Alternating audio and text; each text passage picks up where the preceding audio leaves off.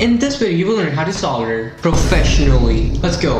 So this is the solder that I'm using. This is from Amazon and it is from the company 6nil. In this kit, you also get a desoldering pump, 2 lead-free solders. So let's plug in the solder first. So just to turn this on, you just press this button and voila, you will hear it.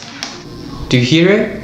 I don't want to burn my mic, so I'm going to keep it far. And you can adjust this dial to play with the temperature of the solder iron. So while that is heating, let's just place this aside for now and let's get on the motor. Okay, so this is what I'll be soldering these wires on. And what I want is that this male adapter can be attached to this motor. So what I want to do is I'll cut this part off and also this part off. So I'm left with the copper parts. So just be careful while you're doing this though.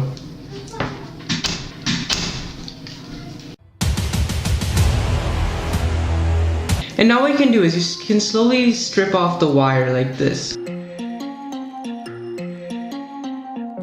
as a final result, we get this. And the male part is still on.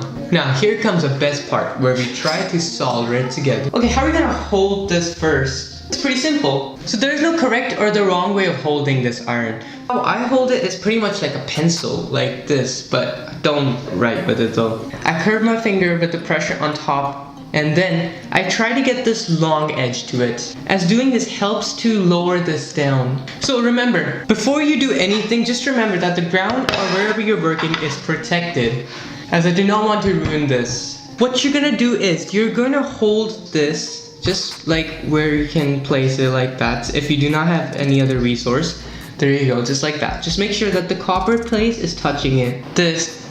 And you're going to place in this area. And remember, where you're gonna touch the solder and this wire is with this area of the solder iron. And remember, before you touch these two together, the fan is on, as it is not good to inhale this.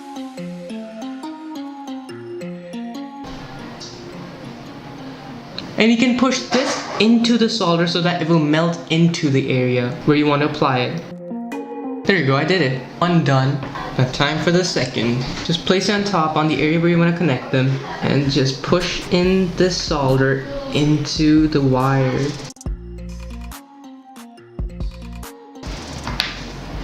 And you're done.